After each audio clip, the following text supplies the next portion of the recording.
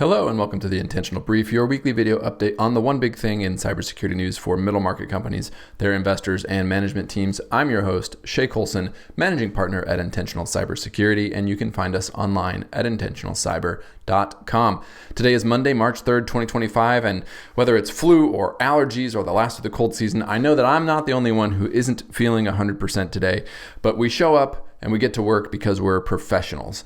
And that's what we're going to do today. So we talked last week about uncertainty, and I hope you took some of those lessons to heart because the cyber world has been faced with some serious shifts in the last week, and uncertainty is the only way to describe it. I am talking, of course, about the rash of news that has come out over the past 72 or so hours regarding Russia. I'll leave the analysis of Zelensky's time with Vance and Trump in the Oval Office to others, but I do want to call your attention to other Russia-related items that we've seen come out in the news since that meeting took place.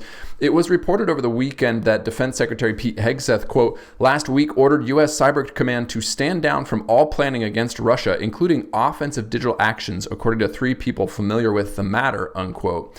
Reporting from The Guardian leads their article with this sentence, quote, the Trump administration has publicly and privately signaled that it does not believe Russia represents a cyber threat against U.S. national security or critical infrastructure. The public portion of this stance is based on comments from Liesl Franz, Deputy Assistant Director for International Cybersecurity at the State Department, who said in a speech last week at a United Nations working group on cyber that, quote, the U.S. was concerned by threats perpetrated by some states, but only named Russia and Iran with no mention, only named China and Iran with no mention of Russia in her remarks. Franz also did not mention the Russia-backed Lockbit ransomware group, which the U.S. has previously said is the most prolific ransomware group in the world and has been called out in UN forums in the past, unquote. At the same time, The Guardian is also reporting, quote, a recent memo at CISA that set out a new priority for the agency, which in part which sets out priorities, that included China and protecting local systems, but did not mention Russia, unquote. Given the fact that 2024 was the biggest year ever for ransomware, a threat that almost exclusively operates out of Russia, this is quite a turn. And so I'm hesitant to speculate on what this means for the bigger picture, although there is plenty of that online. And I would encourage you to read a post on LinkedIn from former NSA cyber operator Jake Williams. I have linked to that below.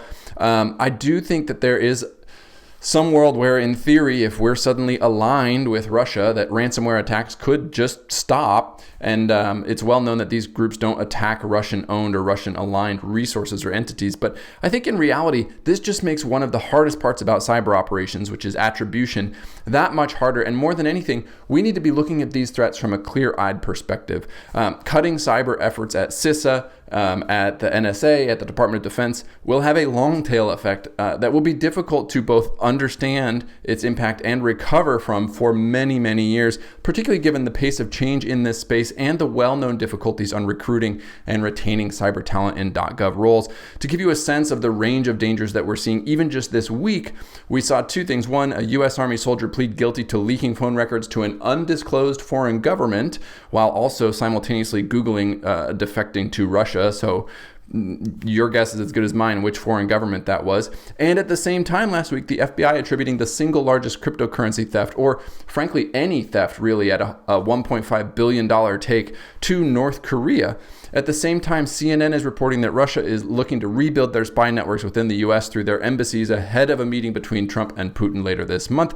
And so this approach to an adversary like Russia, who has shown no concern for either invading their own neighbors militarily or providing cover for large-scale criminal syndicates, cannot be a positive step in our own national cyber interests. I think critical industries, particularly the 17 that CISA has identified as operating in this critical infrastructure space, will be faced with greater threats moving forward, and they will also have fewer resources, whether that's threat intelligence or anything else from the U.S. government.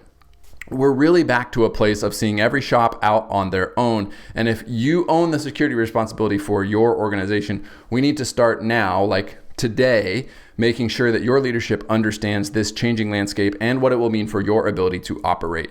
Plan accordingly, focus on those things that you can control, and continue to build those relationships. That's really the most that we can do at this point.